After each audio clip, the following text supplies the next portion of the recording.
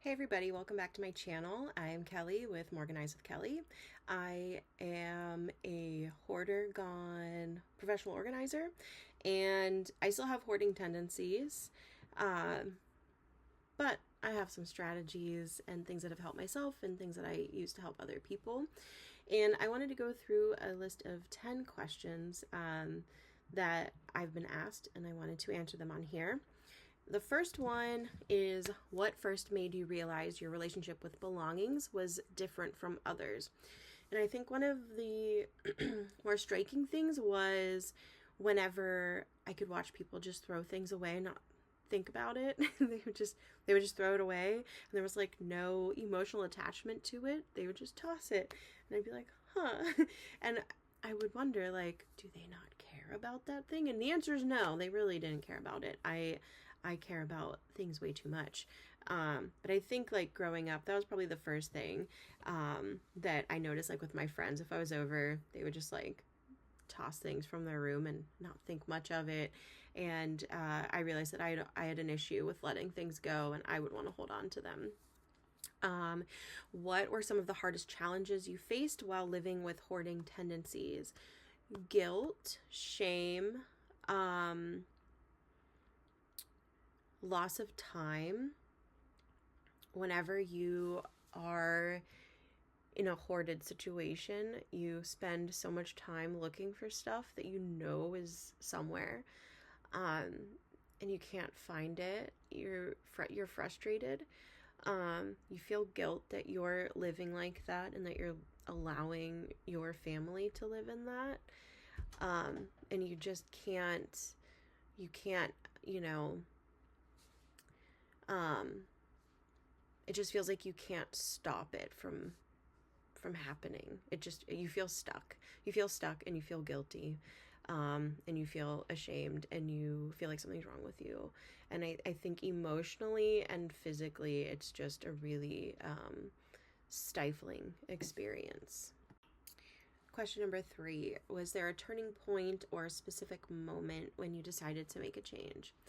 Yes. I had been like I'd actually started helping people before I was fully able to help myself. And I'm that type of person. Like, I need to learn as I go, and helping other people helps me learn faster. And I just genuinely love helping people. And so I think that's also part of, like, the ADHD aspect and just the way that my personality is like, if I'm helping someone else, then I'm not dealing with myself. And so that's another thing that I'll be talking about, is like how I need to prioritize myself, because I haven't done that in a long time. But I remember I'd already been organizing for other people, and then I'd come home and I was too tired or too exhausted, just too spent to even think about helping myself. It was overwhelming. It was like, if I was doing well at work, I was doing terrible at home. And if I was doing good at home, I wasn't working. It was really hard to like balance that out. But I remember I was at the bottom of the basement steps. There was just like, I think the stuff went up to like the 3rd step at the bottom. And I was just like so overwhelmed. I couldn't find something. And I just like started crying. And I was like, man, I wish somebody could just like reach down and pull me out of this mess and just help me. And that's when I realized, like, no one's gonna be that hand for me, for multiple reasons. A big one being, I don't know if I would have let anyone help me the way that I needed to be helped. And if I didn't step up and make a change, I was just going to keep subjecting my family to this disaster. And I can't do that. I can't do that. And so, I just imagined this hand pulling me out. And in that moment, I was like, I'm going to continue being that hand for someone else, and I need to be that hand for myself. And so that was like the turning point for me. What strategies or supports helped you start letting go of items without as much fear or guilt? Starting with trash first, like actual trash. Like, and I will admit, I spent time, like, if there was like a stack of papers, I wouldn't just like cycle through them. I would read them to make sure I like didn't have notes. I'd make sure that like there weren't any scribbles on them from the kids, um, because I like in my mind I'm like this little scribble is when so and so was 3 and they were learning to do this, and it's like I was saving like bits of paper in my teens, like preteens and teens. I was saving tags, like price tags off of things. Like I'd like a stack of them because I couldn't throw them away, because the experience of going to the store with my mom or my dad or my grandma, that tag was attached to that experience. And if I threw the tag away, I'm throwing part of the experience away.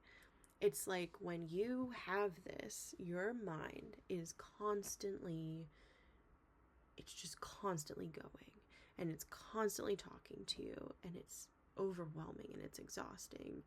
I remember throwing those tags away too. Like, I remember how emotional I felt, and it sounds so silly because it's actual garbage, you know? But as I got older, it's like, and I have kids and I'm married, it's like these things, they just don't hold the value that you'd put on them. It's like you give things a story. You give things a story. So starting out, it was trash, and then under like letting myself learn what trash was. So like empty bottles, fine. But if my child scribbled on an empty bottle, guess what I'm saving? An empty bottle with a scribble on it.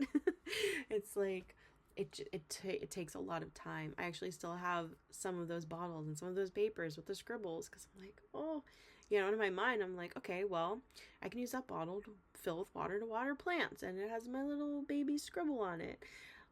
So it's like an everyday thing, and it will torment you if you let it. So starting with trash was a big one. If somebody gave me something and I didn't want it anymore, sometimes I'd go to them and say like, hey, I don't need this anymore. Do you mind if I get rid of it? Be like, no, I don't care, because they don't have this brain. They don't care. I cared more than they did. And so starting with trash was like the best thing. Let me see. Supports, like, I'm trying to answer this question as best as I can. So if somebody's watching this and they want to start, I would say trash, and remind yourself that like if something holds value or meaning, even if it shouldn't, but if it does, put it down and go to something else. And then you'll start to get like you're going to start to rewire your brain so that you're recognizing what is helpful and what's not helpful. And I think that was kind of like the next step, was like, okay, is this item like helping me, or is it making me feel guilty, or is it harming me in any way, or is it not good for my family, you know? So I think like those were like the two first things. Anything sentimental, super safe for last. And I don't think you can, actually, that's not true. I did get rid of some sentimental things, and I am still sad about it, but I know that like my grandma wouldn't want me to dwell on it, you know, and it's stuff that she probably would get rid of herself. So yeah, I always tell my crock pot story, how like this explains like how we attach stories and feelings to things, and it's like all up here, and it's not based in reality. So whenever we bought this house, I was going to have my aunt come over for the first time. And I was like, oh, I'll get grandma's crock pot and I'll set it on the counter and I'll have food going and it'll smell really good. And my aunt will be like, oh, grandma's crock pot. So like my aunt walks in, she walks through the house. She's like, oh, it's so nice. Like walks through the kitchen, walks right past the crock pot. I'm like, okay, you know? And then like towards the end of the visit, we're sitting in the living room and I'm like, did you notice? And she said, notice what? And I said, grandma's crock pot. And she goes, I don't think grandma ever even used a crock pot. Somebody must have just given her that. And like this whole time I'm thinking like, I have my grandma's crock pot and she made so many meals in this. I don't think my grandma used a crock pot. Like, she's from Italy and she made everything from scratch. And like, I don't think I've ever actually seen her use a crock pot. But it eventually broke and I did throw it away, which was also hard. But it's just so funny because I built this story up in my head that wasn't even real, you know? And so I think about that all the time. Like, if I'm going through stuff, I'm like, okay, you know, if I'm going to throw my sunglasses away because, like, the lens keeps popping out, it's like, okay, you know, do I like them? Yes. Can I fix them? Maybe. Do I need to? Not really. You know, is there something sentimental? Like, it's like I have to ask myself all these questions. But now it's to the point where, like, if something breaks, I do just throw it away because I have spent years just, like, building up that muscle of, like, reality and like what my brain's telling me. And you know, I have OCD tendencies, and so like it's like your brain just gets so exhausted. And whenever you're going through this process of decluttering, especially if you have like hoarding disorder, and ADHD and OCD, you know, and I have like a history of shopping addiction, so I have an addictive personality, but like all of those things, you get decision fatigue so incredibly fast. So I think like that's another support system, like, well, like another strategy, I mean, was like whenever I got overwhelmed, I had to step back. How did your emotions shift as you began creating a clearer, more organized space? At first, you feel like you're losing. You feel like you're letting parts of you go, and it's sad and it's emotional and it feels like an ending. Like it was to the point where like I would throw things away, and then after everybody would go to sleep, I'd run outside to the garbage and I'd pick things back out because the idea of them getting crushed by the garbage truck like pained me. Like it made me physically sick. And then I thought of things like at the garbage dump that I couldn't go retrieve. Like, that's how much of a grip it has had on me. And it's scary. It's scary to let go at first. It just is. Because you feel like you're letting part of you go. You feel like you're letting part of your story go. You feel like you're letting people that you've lost go. And so it's very scary. But then as you do it, and as you start to see your space cleaner, something just kind of shifts in you where like it feels lighter and it feels freer. And then like that feeling feels really good and you want to keep going with that. So yeah, it's actually funny because there are like sometimes I lose something and it's like where it should go. And I didn't think to look there because I'm so used to my chaos. So what misconceptions do people often have about hoarding that you wish they understood better? I think a lot of people think that hoarders are dirty, lazy, don't care, lost cause, and that's really like far from the truth. You know, I think that a lot of people with hoarding tendencies have really big hearts, and to them it's like, you know, I might not have a lot to offer, but if I have the stuff that I could give to someone, then that's something that I can use to help them. If I'm emotionally spent or, you know, mentally drained, it's like this disorder makes you really tired, and it takes a toll on your body and your mind. And so whenever you You want to help people, you want to be there for people, and sometimes the stuff is the only way you can think of. I think even subconsciously, like I think that I did that subconsciously. I think that people with hoarding disorders have huge hearts, and that's part of the problem. Because it's like, how can I help someone today? How can I give? There's that. And then, it can spiral to where you have like level 5 hoarding, where it's like where they're like unsafe conditions, and then at that point it's more of like shame and not wanting to ask for help, because whenever you ask for help in that situation, you need to invite people into that space, and you feel extreme guilt because you yourself never wanted it to even get to that point. And it just happens. Sometimes it just happens. So I think that people with hoarding, if you give them some grace, it's just like any other mental health disorder. But, there are some people that just aren't ready for the help. And, I was like that for a long time. I just kept, isolating back and holding on to things. And then I tried to like go through them, and then I wasn't ready to ask for any help, or I didn't want, I wouldn't have people over. Or I got really good at speed cleaning, but it wasn't really cleaning. It was like stuff shifting. So like I would, hide everything in a room.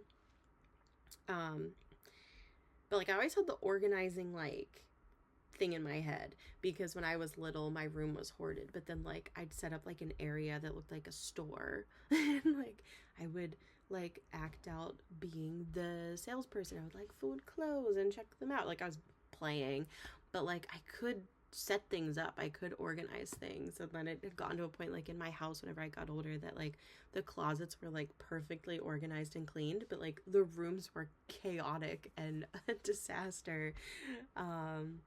So yeah, it's like it's different for everybody, but with the misconceptions, I think a lot of times like people think, trash, broken bathrooms, garbage, like animal feces, and that's really not always the case. It can get to that point, but there's underlying issues whenever it comes to hoarding, and I'm learning about mine. So let's see. Question number 7.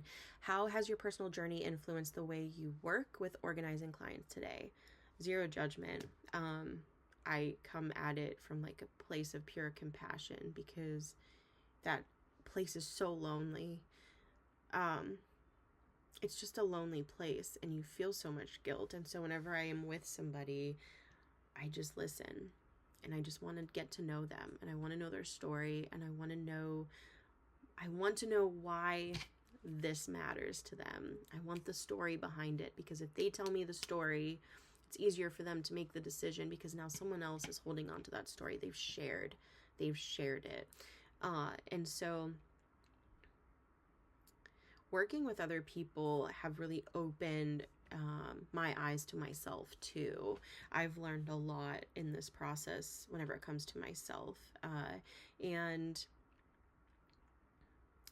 yeah, the goal of being there for others is still so strong. And I'm never forceful. I never make people get rid of a bunch of stuff. I don't want them to feel violated. I want them to understand why this is happening and why they feel so tied to things. And there are many reasons why people feel tied to things. Some people are just really in tune energetically, and they can feel the presence of the person that owned the item before. And you feel like if you get rid of that, you're throwing the person away, or you're donating the person. So like there's so many reasons why people hoard, and I really want to understand why that specific client hoards. And it's just created, I think, like a lot more. I feel like I've always been like an empathetic person, and I've always been a caregiving type of person.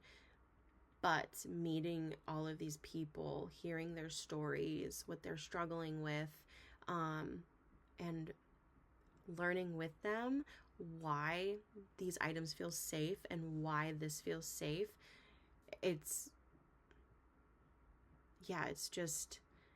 made me realize why I started hoarding, which is a whole other story. What strengths do you bring as a professional organizer because of your past experiences? I feel like, with anything that you do, if you're trying to help somebody, people trust you more if you're coming at it from a place of experience rather than like book smart on it, because you've been there. And so, I can be there for someone in this situation, but whenever it comes to, other situations I've never experienced, I can be there for that person, but not in the not fully, because I've never been in that position. And so I think the strength really is just that I know what it feels like, and I know the thoughts that they're having. I can walk into a room or a house or an office, and I'll know if there's like marital issues. I know if there's grief. I know if there's a mental health disorder. Like, I can just see it by the way that their stuff is, and by their demeanor. And so because of that, I don't have to like force any answers. I can just sit with them and be with them, and they just start talking. And I work intuitively, so I can feel what they're feeling. And that helps a lot too, because then they don't have to express right away, and they just automatically feel comforted and safe in the environment. And then we can peel back the layers. What advice would you give someone? This is question number 9, by the way. I wasn't doing a very good job at reminding anyone of the numbers. Number 9, what advice would you give someone who feels ashamed of their clutter or afraid to start? Those are really valid feelings, and they're normal, and everybody feels that way. So I would say, if you have someone that you trust, you could say, hey, can I just tell you something that I don't talk about? And you could say, I have an issue with hoarding, or you can even say like collecting stuff. You don't have to use the word hoarding. It's fine. Talk. Just start talking. When the truth comes to light, it really does set you free. And, I think a lot of people have shame for things, and they retreat, they isolate, they bottle it up, and it just festers, and there's no growth in that. And people are generally good. Generally, people do want to help you, and people do want to be there for you, but they can't be supportive if they don't know you need it, and if they don't know how you need it. So I would say, find a trusted friend and let them know what's going on. Tell them how you're feeling about it, and then see what their response is, because most of the time it's going to be a comforting one, and they might ask how they can help you. And you could even say, I'm not ready yet. I just needed to talk to someone. And that's okay, because you're starting to acknowledge that you're to a point where you need to make some changes, and you are dipping your toes into that. Because whenever it comes to hoarding, if you dive in fully and you it's just like whenever you watch hoarders and they take everything out, and you can see how anxious these homeowners are and how violated they feel. And a lot of times, not always, but a lot of times, the hoard ends up worse later if they don't have continued care. That's the biggest thing, is having continued care whenever, for therapy and things like that, because you do need to talk these things out, because there are underlying reasons why you're hoarding. It's not because you're lazy, it's not because you're messy. There is something happening. And so that's where I would say to start, whenever it comes to talking. And then the other part of this was advice, if they're afraid to start. It's okay to be afraid. I think that whenever we are in a situation in life that makes us uneasy or afraid or scared, those are the experiences that make us grow the most and shape us the fastest. Because you have to learn to trust. You have to learn to trust yourself, and you have to learn to trust a process. And so it's okay to be afraid. That's why I say, start with the trash, start easing into it, clear off one surface and see how it makes you feel. Because those little good things are going to start to rewire up here, and they're going to I don't even want to say the word motivate. Like there are times like where I'm really motivated, but I don't even want to say that whenever it comes to like the emotional aspect. It just reassures you that you're safe even if there's less clutter. Number 10, what vision do you hold for yourself and others when it comes to building a healthier relationship with stuff and with space?